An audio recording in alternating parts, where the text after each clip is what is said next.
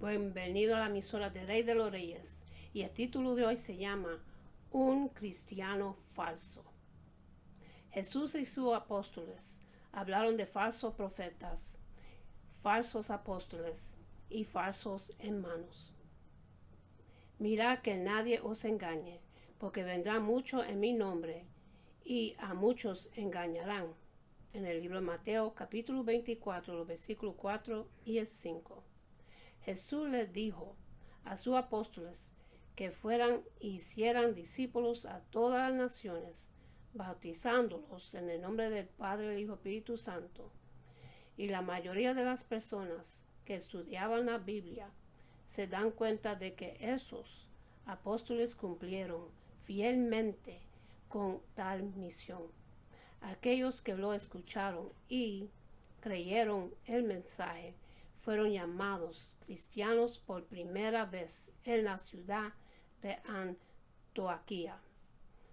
En el libro de Hechos, capítulo 11, versículo 26 dice: entonces millones de personas se han unido a o han nacido dentro de los cientos de sectas conocidas colectivamente como el cristianismo, que es una de las religiones más conocidas y dominantes del mundo. La gente supone que todos los que profesan ser cristianos, o cuando menos casi todos, siguen las creencias, enseñanzas y costumbres de Jesucristo. Pero la Biblia nos dice que no todos los que aceptan el nombre de Cristo son verdaderos cristianos. Por lo que leemos en el libro de Lucas, capítulo 6, versículo 46, podemos ver que es posible profesar el nombre de Jesús e incluso llamarlo Señor, pero aún así negarlo con los hechos. Jesús y sus apóstoles hablaron de falsos profetas, falsos apóstoles y falsos hermanos. Nos revelaron que existían dos religiones cristianas, pero notoriamente opuestas. Una, la iglesia que edificó Jesucristo, sería guiada por el Espíritu de Dios y se mantendrá fiel a las enseñanzas de quien la estableció. La otra, guiada y influida por otro espíritu, aceptará el nombre de Cristo, pero desventurando sus enseñanzas, crearía una persuasiva falsificación de la Iglesia de Dios. Ambas usarán el nombre de Cristo y afirmarán tener su autoridad. Ambas dirían seguir las verdaderas enseñanzas de Cristo y efectuarán obras que parecían buenas y justas, pero solo una representaría fielmente a su fundador, Jesucristo. La otra cultivaría las mentes y corazones de millones de personas, adjudicando el nombre de Cristo a costumbres y doctrinas que él y sus apóstoles nunca practicaron ni enseñaron. Los apóstoles continuamente advirtieron a los seguidores de Cristo contra los falsos maestros que introducían enseñanzas erróneas. Jesús mismo advirtió: mirad que nadie os engañe, porque vendrán muchos en mi nombre, y a muchos engañarán. El libro de Mateo, capítulo 24, versículos 4 y 5.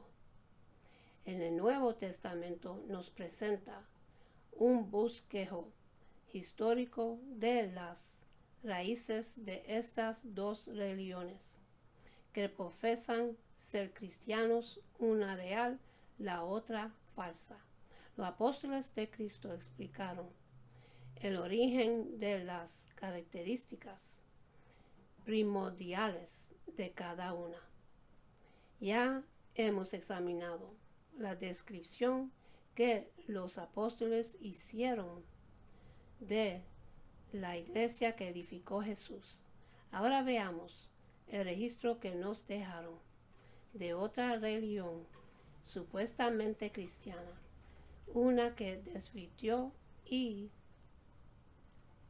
corrompió la verdad y vino a ser poderosa y influente que la pequeña iglesia que Jesús prometió que nunca moriría, las tradiciones de los hombres, de donde obtienen gran parte de las iglesias sus enseñanzas y costumbres.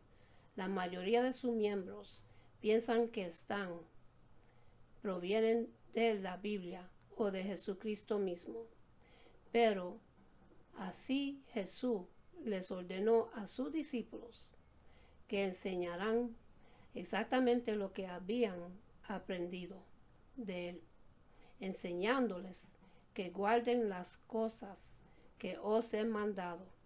En el libro de Mateo, capítulo 28, versículo 20, él condenó la costumbre de reemplazar los mandamientos de Dios con las tradiciones de los hombres. Y en el libro de Marcos, capítulo 7, los versículos 8 y 9, podemos ver lo que tan claramente dijo al respecto: dejando el mandamiento de Dios, os aferrás a la tradición de los hombres. Bien invalidáis el mandamiento de Dios para guardar vuestra tradición. Jesús enseñó que su iglesia guardará los preceptos de Dios. Si quieres entrar en la vida, guarda los mandamientos. Mateo capítulo 19, versículo 17 hasta el 19. También advirtió: muchos me dirán en aquel día, Señor, Señor, no profetizamos en tu nombre, y en tu nombre echamos fuera demonios, y en tu nombre hicimos muchos milagros. Y entonces les declaré: nunca los conocí. Apartaos de mí, hacedores de maldad. En el libro de Mateo, capítulo 7, los versículos 22 y el 23. Él sabía que se levantarán falsos maestros que rechazarán los mandamientos de Dios para aceptar un evangelio desvirtuado, un evangelio sin ley. Al igual que Jesús, los apóstoles siempre enseñaron la necesidad de obedecerle a Dios. Pedro y los demás apóstoles regresaron sus vidas a declarar con denuedo: es necesario obedecerle a Dios antes que a los hombres. Hechos capítulo 5, versículo 29. Pablo también entendía, compartía y enseñaba esa actitud de obediencia total. Jesucristo, por quien recibimos la gracia y el apostolado para la obediencia a la fe en todas las naciones por amor de su nombre. En el libro de Romanos capítulo 1, versículo 5. Más adelante, Pablo escribió a la iglesia en Colosas: por tanto, de la manera que habéis recibido al Señor Jesucristo, andad en él, guiados y sobreedificados en él, y confirmamos en la fe así como habéis sido enseñados, abundando en acciones de gracias. Colosenses capítulo 2, los versículos 6 y el 7. Siguiendo el ejemplo de Cristo, Pablo advirtió a estos hermanos para que no aceptaran tradiciones humanas como sustitutos de los mandamientos de Dios. Mirad que nadie os engañe por medio de filosofías y huecas sutilezas, según las tradiciones de los hombres, conforme a los rudimentos del mundo, y no según Cristo. Versículo 8. Comparar con el libro de Marcos, capítulo 7, los versículos 8 y el 9 y el 13. ¿Por qué Jesús y los apóstoles advirtieron tan presentemente en que se evitarán las tradiciones de los hombres? Supervisión dentro de la iglesia. A medida que los apóstoles se esforzaban por establecer más congregaciones de creyentes entre las naciones, se presentó un fenómeno que finalmente habría de producir otra religión de apariencia cristiana, pero muy diferente de la que establecieron Jesús y sus apóstoles. Sutilmente se introdujeron doctrinas nuevas y diferentes. Algunos empezaron a subvertir la iglesia, desafiando y contradiciendo las enseñanzas de los apóstoles de Cristo. Pablo advirtió: hay aún muchos contumaces, habladores de vanidades y engañadores, mayormente los de la circuncisión, a los cuales es preciso tapar la boca, que trastornan casas y tenas, enseñando por ganancia deshonesta lo que no conviene. Libro de Tito, capítulo 1, versículo 10 y el 11. Pablo instruyó a este discípulo y colega suyo para que tuviera mucho cuidado en analizar los antecedentes, el conocimiento y el carácter de quienes pensaban establecer en posiciones de responsabilidad. Es necesario que el obispo sea irreprensible como administrador de Dios, no codicioso de ganancias deshonestas, entendedor de la palabra, fiel tal como ha sido enseñada, para que también pueda exhortar con sana enseñanza y convencer a los que contradicen. Versículos 7 hasta el 9. Cada vez más los falsos apóstoles empezaron a contradecir y a minar la enseñanza de los verdaderos apóstoles de Cristo a la iglesia en Roma. Pablo le escribió: os ruego, hermanos, que os fijes en los que causan divisiones y tropiezos en contra de la doctrina que vosotros habéis aprendido, y que os apartéis de ellos, porque tales personas no sirven a nuestro Señor Jesucristo, sino a sus propios vientres, y con suaves palabras y lisonjas engañan los corazones de los ingenuos, porque vuestra obediencia ha venido a ser notoria a todos. Así que me gozo de vosotros, pero quiero que seas sabios para el bien y ingenuos para el mal. Romanos capítulo 16, versículo 17 hasta el 19. Algunos dirigentes religiosos, aparentando ser ministros de Cristo, empezaron a enseñar sus propias doctrinas falsas en contra de lo que enseñaban los apóstoles de Cristo y otros de sus fieles siervos. Al principio provenían principalmente de los judíos, pero luego esos falsos maestros surgieron de otros grupos dentro de la iglesia. Las doctrinas subversivas que finalmente llegaron a serles de mayor influencia eran una mezcla de filosofías paganas y judías, juntos con el misticismo común de la época.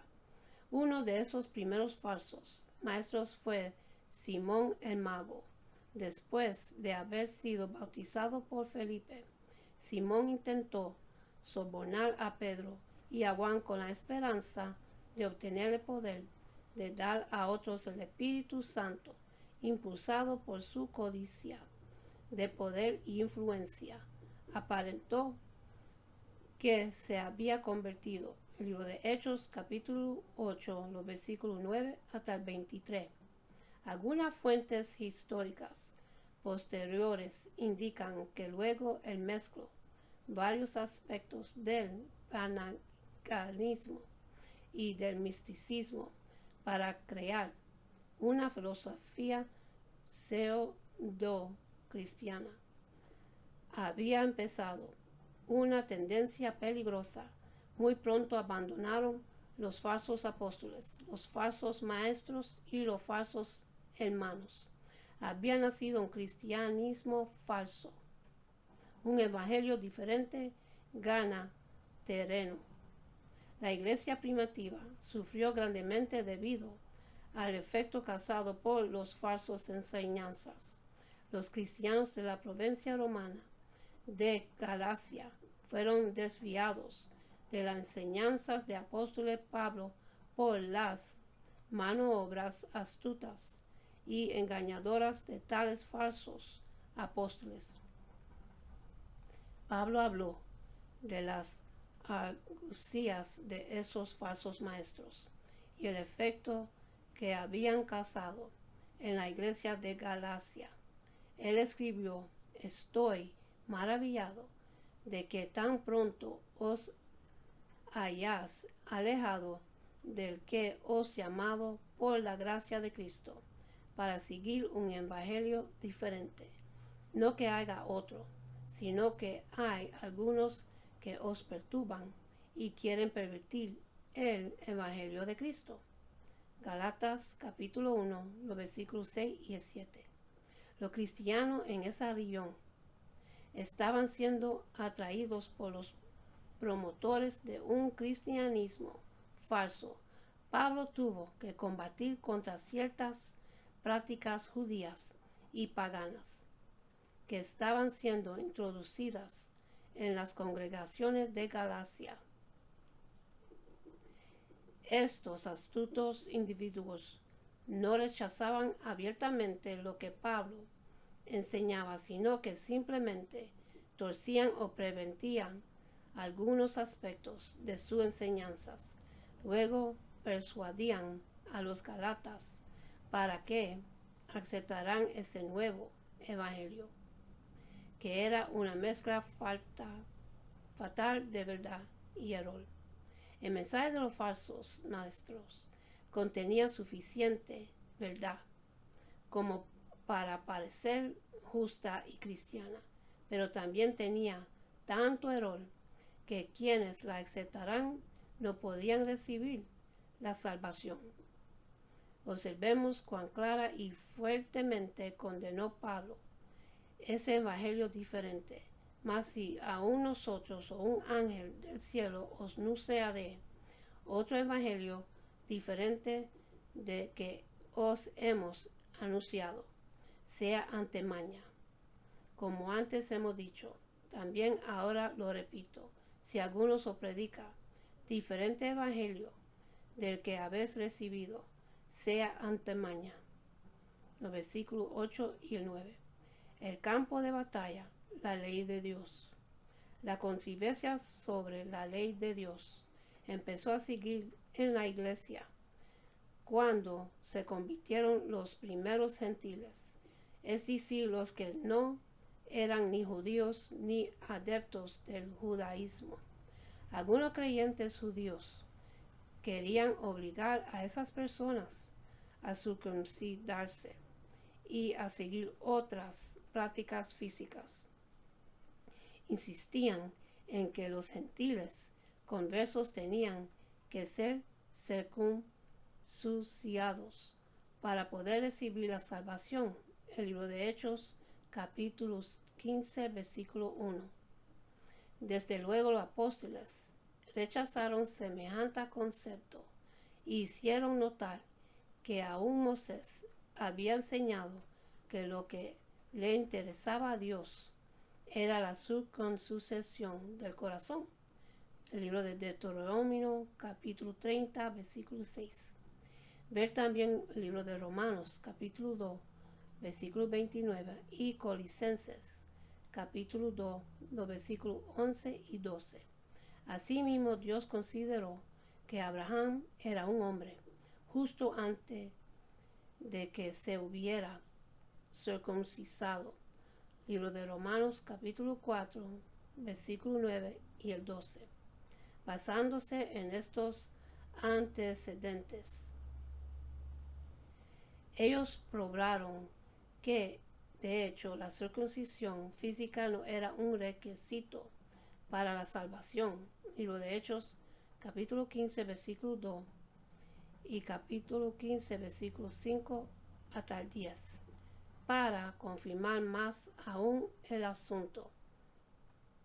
Pedro les hizo notar que Dios ya les había dado su espíritu a varios gentiles sin que hubieran sido circuncidados, lo cual demostraba cuál era la voluntad de Dios en ese asunto. Los versículos 8 y capítulo 11, versículo 1 hasta 4 y capítulo 15, versículo 18. Estos mismos judíos también exigían que los gentiles observaban las ceremonias y ritos que se efectuaban en el templo y que prefiguraban el sacrificio de Cristo. Por su parte, los apóstoles insistían en que el sacrificio de Cristo era lo que hacía posible el perdón de los pecados. Por medio de la gracia de Dios, el libro de Hebreos capítulo 7, los versículos 26 y el 27. Los ritos y sacrificios que se efectuaban en el tabernáculo y posteriormente en el templo eran solo un requisito temporal hasta el sacrificio del verdadero Cordero de Dios. En el libro de Juan, capítulo 1, versículo 29. Los apóstoles enseñaron que ya no era necesario ofrecer tales sacrificios. Y en el libro de Hechos, capítulo 15, versículo 11, y el libro de Hebreos, capítulo 9, los versículos 1 hasta el 15, porque eran parte de un culto que consistía solo de comidas y bebidas de diversas abluciones y ordenanzas acerca de la carne, impuestas hasta el tiempo de reformar las cosas. El libro de Hebreos, capítulo 9, versículo 10. Pero los apóstoles nunca consideraron que las leyes espirituales de Dios, resumidas en los 10 mandamientos, estuvieran en la categoría de ordenanzas acerca de la carne. Ellos siempre enseñaron la necesidad de obedecer los mandamientos de Dios. Pablo lo dijo muy claramente en el 1 de Corintios, capítulo 7, versículo 19. La circuncisión nada es, y la incircuncisión nada es, sino guardar los mandamientos de Dios. Además, en otra de sus epístolas dijo: luego por la fe invalidamos la ley, en ninguna manera, sino que confirmamos la ley. Libro de Romanos capítulo 3, versículo 31. Un concepto irónico sobre la iglesia, la gracia de Dios, tal como lo había profetizado Jesús. Individuos sin escrúpulos torcían las enseñanzas de Pablo y de los otros apóstoles, tergiversando su significado. Segundo de Pedro, capítulo 3, versículo 15 y el 16. Al desvirtuar las enseñanzas de los apóstoles, primero acerca de la gracia y luego acerca de las ordenanzas, acerca de la carne, que ya no eran necesarias, encontraron una manera de disculpar su comportamiento inicuo. Algunos hombres han entrado encubiertamente los que desde antes habían sido destinados para estar condenación, hombres impíos que convirtieron en libertinaje la gracia de nuestro Dios y niegan a Dios, el único soberano, y nuestro Señor Jesucristo. Libro de Judas, versículo 4. Según ellos, la gracia era un pretexto para pecar, quebrantar la ley de Dios y desechan las enseñanzas bíblicas que no les agradaban para justificar su renuencia a obedecer a Dios. Torcían las afirmaciones de Pablo de que no podemos ganarnos la salvación por medio de nuestras obras. Otro apóstol señaló el problema real de esos individuos siguiendo la carne o andaban en concupiscencia y en mundancia y despreciaban el señorío, atrevidos y contumaces. No temen decir mal de los protestantes superiores, mientras que los ángeles, que son mayores en fuerza y en potencia, no pronunciaban juicio de maldición contra ellas delante del Señor. Del Judas, los versículos 8 y 9. Han dejado el camino recto y se han extraviado, pues hablando palabras infaladas y vanas, seducen con concupiscencias de la carne y disoluciones a los que verdaderamente habían huido. De los que vienen en error les prometen libertad y son ellos mismos esclavos de corrupción, porque el que es vencido por alguno es hecho esclavo de que él venció. Segundo de Pedro, capítulo 2, versículo 10 hasta el 19. Una situación aún más perversa se estaba manifestando en las congregaciones dispersas del pueblo de Dios. Ahora algunos falsos maestros, en lugar de intentar imponer más leyes a los gentiles, estaban abusando de la misericordia de Dios, la gracia de Dios, al promover el concepto de que los cristianos habían sido liberados de la ley y no tenían necesidad de obedecerla. Ya, sin embargo, Dios dice que la infracción de su ley es pecado. Primero de Juan, capítulo 3, versículo 4. Estos maestros hablaban de la ley de Dios como si fuera una carga innecesaria, pero en el primero de Juan, capítulo 5, versículo 3, el apóstol claramente nos dice: este es el amor a Dios, que guardemos sus mandamientos, y sus mandamientos no son gravosos. Contrariamente al concepto de haber sido liberado de la ley, otro apóstol se refiere a los mandamientos de Dios como la ley real y la ley de la libertad.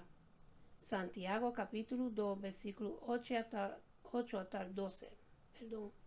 Dios creó su ley para liberarnos de las consecuencias de actos funestos como el adulterio, el asesinato, el robo y el fraude y la codicia. Y con esto termino, mis hermanos, y para los que quieren recibir a Jesucristo en su corazón, para que su nombre esté escrito en el libro de la vida, repiten conmigo la oración de salvación. Padre celestial, en el nombre de Jesús, yo me arrepiento de mis pecados y abro mi corazón para que Jesús venga dentro de mí. Jesús, tú eres mi Señor y Salvador. Creo que muriste por mis pecados y se levantó de los muertos. Lléname con tu Espíritu Santo. Gracias al Padre por salvarme. En el nombre de Jesús. Amén. Y en cerrar voy a hacer una oración que es una bendición. Que Jehová de los ejércitos, nuestro Padre Celestial, una bendición y una promesa que está en el libro de Números. Jehová se lo entregó a Moisés para su pueblo somos cada uno de nosotros. Ustedes son el pueblo de Dios. Y se consigue en el libro de Números capítulo 6, los versículos 24 hasta 26, dice así: Jehová te bendiga y te guarde. Jehová haga resplandecer su rostro sobre ti y tenga de ti misericordia. Jehová hace sobre ti su rostro y ponga en ti paz. Mis hermanos, tenemos que buscar más de Dios. Estamos en los últimos tiempos y Jesús vuelve. Él viene para atrás. Tenemos que estar preparados para su buena venida. ¿Están preparados? ¿Ustedes están listos para cuando llegue Jesucristo? Tenemos que estar listos, mis hermanos, porque Él está ahí. Está bien cerca. Él está preparado para recibir su novia y llevársela con Él. Tenemos que estar listos para irnos con el Padre y estar con el Padre, el Hijo y el Espíritu Santo en los cielos para siempre. Con esto lo dejo, mis hermanos. Que Dios me lo bendiga, me lo guarde. Que tengan una buena noche, buen amanecer. Y acuérdense de darle gracias a Dios por otro día más de vida. Y que Dios me lo bendiga. Y hasta la próxima. Amén.